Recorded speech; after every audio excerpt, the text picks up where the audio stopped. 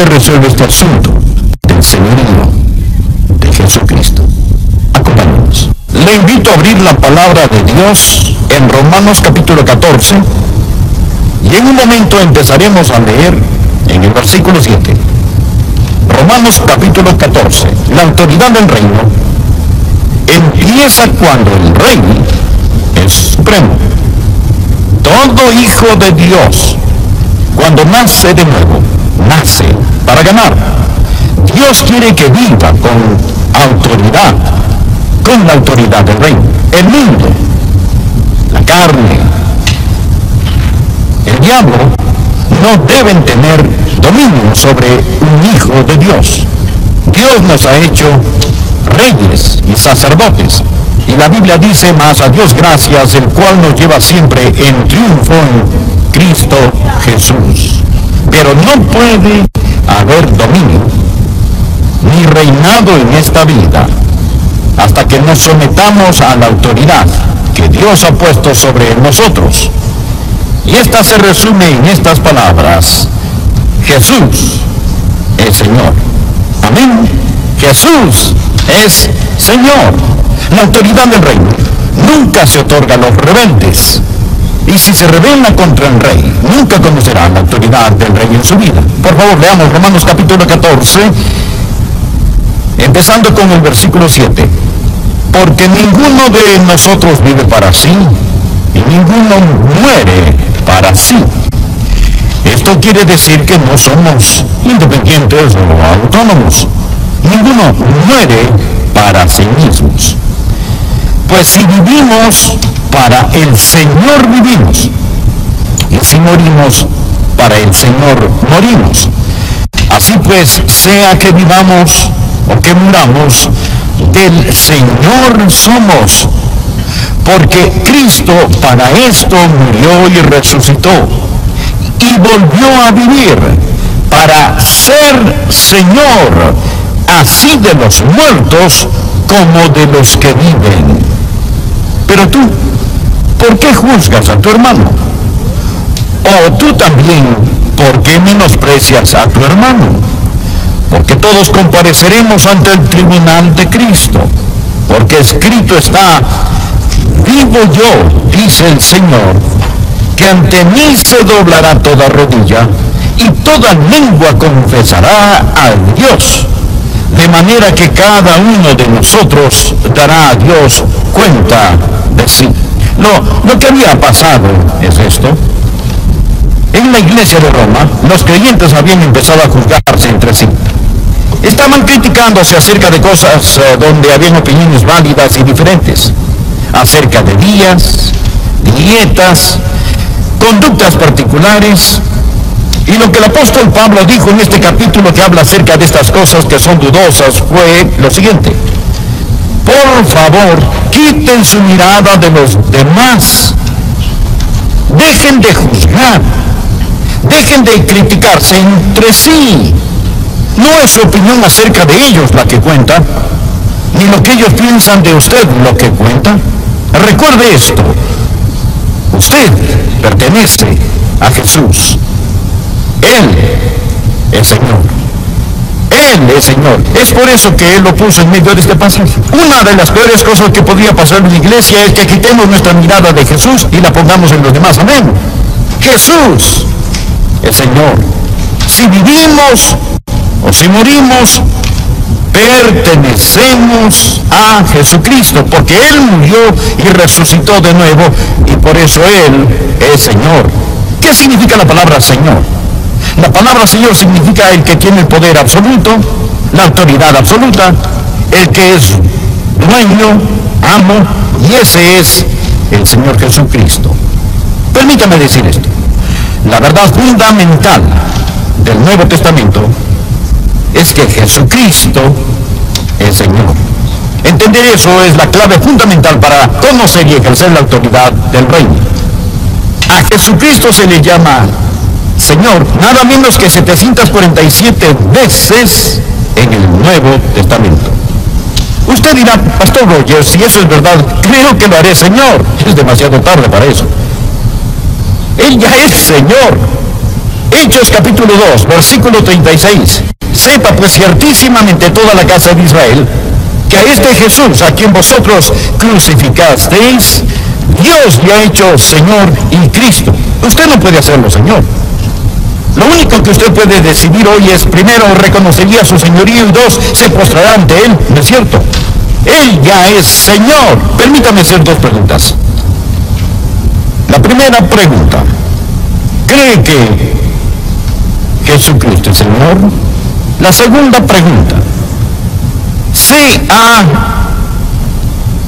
entregado usted al señorío de Jesucristo? ¿Es el Señor de todo lo que usted tiene y de todo lo que hace? ¿Es el Señor de sus pensamientos? ¿Es el Señor de su lengua? ¿Es el Señor de su temperamento? ¿Es el Señor de su tiempo? ¿Es el Señor de su testimonio? ¿Es Él Señor? Ahora deseo que pensemos en tres cosas. En primer lugar, quiero que usted piense acerca de la demanda redentora de su señorío. Anótelo: la demanda redentora de su señorío. ¿Cómo afirma que es el Señor? Porque Él murió por nosotros. Mire el versículo 9. Porque Cristo para esto murió y resucitó y volvió a vivir, para ser Señor así de los muertos como de los que viven. Jesús murió para reclamarnos como Señor. Cuando Él murió por nosotros, estaba redimiéndonos, comprándonos. ¿Por qué es Él Señor? Versículo 9 dice: porque Él murió por nosotros. El sangriento Calvario dice que Él es Señor. Él lo ha comprado. Usted no se pertenece. Él lo redimió con la plata de sus lágrimas y el oro de su sangre. Permita que esta verdad entre en su corazón. Jesucristo lo compró a usted. Lo redimió a usted con su sangre. Y usted no tiene ningún derecho. Escuche. No tiene ningún derecho en lo absoluto de hacerse llamar cristiano si Jesucristo no es Señor de su vida. Ningún derecho. Verá, usted se salva al creer que el Señor Jesucristo es Señor y entregarse a ese señorío. Romanos 10, versículos 9 y 10. Que así confesares con tu boca que Jesús es el Señor, y creyeres en tu corazón que Dios le levantó de los muertos, serás salvo. Porque con el corazón se cree para justicia, pero con la boca se confiesa para salvación. Hoy escuchamos tanto acerca de recibir a Cristo como su Salvador. ¿Sabía que eso no es lenguaje neotestamentario? La Biblia no habla acerca de recibir a Cristo como su Salvador. Él es Salvador. Usted recibe a Cristo, quien es también Señor. La Biblia dice: cree en el Señor Jesucristo y será salvo. Usted dirá: ¿cuál es la diferencia? Bien, cuando yo y el Señor nos casamos fue un día maravilloso. Suponga que el predicador me hubiera preguntado: ¿toma a Joyce como su legítima esposa? Imagínese que hubiera respondido: la tomo como servicio doméstico. Tengo la vaga impresión de que no me hubiera casado. Tomo a Joyce, es decir, todo lo que ella es. Verá, yo le dije a ella y a ese predicador: sí, la tomo. Y he pasado varios años aprendiendo lo que hice. Ahora, yo di todo mi ser a todo su ser. No entendía de qué se trataba el matrimonio. Aún estoy aprendiendo de qué se trata. Cuando di mi corazón a Jesús, no entendía de qué se trataba todo. Pero yo no me entregué con los dedos cruzados en mis espaldas. Yo di todo lo que conocía de mi ser a todo lo que conocía de Jesús. Yo le dije sí a Él. Yo tomé a Jesús y usted también debe hacerlo. Él es Señor. Se lo digo de corazón. Escúcheme. No crea que la salvación es como una línea de la cafetería donde usted dice: hoy tomaré un poco de salvación, pero nada de señorío, gracias. Jesucristo, el Señor. Que si confesares con tu boca que Jesús es el Señor y creyeres en tu corazón que Dios lo levantó de los muertos, serás salvo. Y usted no puede tener lo que Él da a menos que acepte quién es Él. Él es Señor. Ahora, amigo, uno de los más grandes predicadores ha sido Carlos Haddon Spurgeon. Vale la pena escuchar lo que él dijo. Si el converso declara que él conoce la voluntad del Señor, pero no le presta atención, eso deberá asegurarle que no es salvo. No No piensen que el Evangelio es magnificado o Dios es glorificado al ir a los mundanos y decirles que se pueden salvar en ese momento simplemente al aceptar a Cristo como su Salvador, mientras están casados a sus ídolos con sus corazones y sus corazones aún están enamorados del pecado. Si hago eso, les digo una mentira, pervierto el Evangelio, insulto a Cristo, convierto la gracia de Dios en lascivia. No es Cristo y, es Cristo o. Ahora, ¿por qué? ¿Por qué Él murió por nosotros? Para reclamarnos como Señor. Existe la demanda redentora de su señorío. El segundo punto que quiero que usted note. No solo la demanda redentora de su señorío, sino la resurrección conquistadora de su señorío. Regresa a nuestro texto, mire el versículo 9. Porque Cristo para esto murió. Él murió para reclamarnos como Señor y resucitó. Resucitó para controlarnos como Señor. Existe la demanda redentora y la resurrección conquistadora de su señorío. Él mostró ser Señor, el Hijo de Dios por medio del poder de la resurrección de los muertos. Cuando murió, se entregó por nosotros. Pero cuando resucitó, Él se entregó a nosotros. Y ahora vive en nosotros como Señor. ¿Qué significa eso para usted? Uno, significa su sumisión completa. No puede haber ningún otro en su vida. Ninguno puede servir a dos señores. Jesús no será rey en su tiempo extra, un rey de media jornada con dúplex de trono. Significa que usted solo se compromete con Jesucristo. Alguien dijo, Él debe ser Señor de todos y va a ser Señor del todo. Segundo, significa que Él es dueño de todo lo que usted posee. Cuando un hombre posee un esclavo, posee todo lo que el esclavo posee. Y somos esclavos de Jesucristo. De paso, he notado que lo que un hombre hace con sus posesiones es una buena indicación si Jesucristo es o no Señor de su vida. Usted dirá, Él es Señor de mi vida, yo le doy el 10%. Entonces Él no es Señor del 90%. Amigo, Él es Señor de todo. Él no posee el 10%. Él posee todo lo que usted tiene. Cuando usted trae su diezmo a la casa de Dios, cuando usted da lo que Dios le ha puesto en su corazón, eso es solo una expresión tangible del hecho de que Él lo posee todo. ¿Sabe qué es lo que dice cuando usted da? Usted dice, Señor, esta ofrenda es una expresión tangible, visible de mi bendición total a ti. Este regalo representa mi inteligencia, representa mi sudor, representa mi habilidad, representa mi tiempo, mi intelecto. Eso fue lo que requerí conseguirlo, y cuando lo doy, cuando te lo devuelvo, solo representa que todo pertenece a ti y que yo soy tu administrador. Por eso, que Jesucristo viva para controlarlo significa obediencia indisputable. Jesús hizo una pregunta pertinente en el capítulo 6 de Lucas, versículo 46. ¿Por qué me llamáis Señor, Señor, y no hacéis lo que yo digo? Eso es una contradicción de términos, que quiero que vean. No solo existe la demanda redentora de su señorío y la resurrección conquistadora, sino también debe haber la confesión real de su señorío. Pablo continúa diciendo en este capítulo que llegará el día cuando todos nos arrodillaremos y confesaremos que es Señor. En verso 11, porque escrito está, vivo yo, dice el Señor, que ante mí se doblará toda rodilla y toda lengua confesará a Dios. Usted confesará a Cristo como Señor. Verá, si no lo hace en este mundo, lo hará en otro mundo. Ponga su margen Filipenses 2, versículos del 9 al 11. Mira así esto. Habla de Jesús que dejó el cielo, caminó las polvorientas playas de Galilea, colgó en agonía en una cruz. El versículo 9 dice, por lo cual, escuche esto, Dios también le exaltó hasta lo sumo y le dio un nombre que sobre todo nombre, para que en el nombre de Jesús se doble toda rodilla de los que están en los cielos está hablando de los ángeles, y en la tierra, estos son los humanos, y debajo de la tierra, estos son el diablo y los demonios, y toda lengua confiese que Jesucristo es el Señor, para gloria de Dios Padre. Es un hecho futuro histórico que todo ser creado un día confesará que Jesús es el Señor. Esto no significa que sean salvos, mas un día lo confesarán como Señor.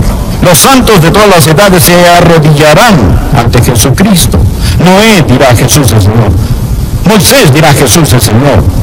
Abraham dirá: Jesús es Señor. Isaac dirá: Jesús es Señor. Jacobo dirá: Jesús es Señor. Isaías, Ezequiel, Daniel, al unísono dirán: Jesús es Señor. Todos los reyes y gobernantes que hayan vivido se arrodillarán y dirán: Él es Rey de reyes y Señor de señores. Un día finalmente el mismo Satanás inclinará su cabeza y dirá: Jesucristo es el Señor. Toda lengua confiese que Jesucristo es el Señor. Pero esto es lo maravilloso. Nosotros no tenemos que esperar hasta morir para decir que Jesús es Señor. Si fueran a hacerme una operación y decirme: Adrián, te vamos a cortar la lengua, si tienes algo que decir, es mejor que lo digas ahora. Solo quienes confirma a los santos. Cuando usted hace un hábito de confesar el señorío de Cristo, ayudará a que su fe crezca. La confesión fortalece la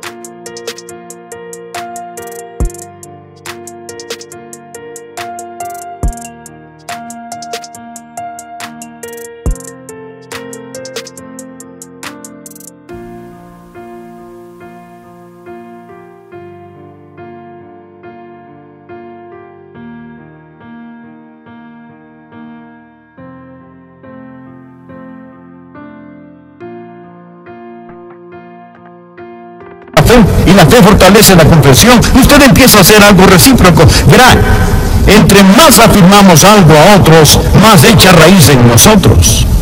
No solo le ayudará para que su fe como santo crezca, sino que le ayudará para que su amor por el Señor Jesús crezca. Nosotros hablamos acerca de las cosas que amamos, y las cosas de las cuales hablamos tenemos que amar. Le diré qué más hará. No solo conquista a Satanás y da consuelo a los santos, sino que redarguye a los pecadores cuando declara que Jesucristo es Señor. ¿Sabe cuál es el problema con muchos de nosotros hoy? Muchos de nosotros decimos: bueno, no voy a ser un ganador de almas verbal, abierto, pero le diré que haré. Voy a vivir de tal forma que los que ven mi vida, cuando la vean, quieran ser creyentes. Bien, acérquese. Le quiero decir algo, mi amigo. Ellos no se salvan por su vida, se salvan mediante la muerte de Cristo. Y a menos que usted les comparte el Evangelio, no se van a salvar. De hecho, si ellos ven su vida y no entienden por qué vive así, usted está aceptando alabanza bajo pretensiones falsas. Y usted recibe la gloria en lugar de darle la gloria a Él. Pero cuando usted le dice a sus amigos: Jesucristo es Señor, y Jesús es el que me transformó,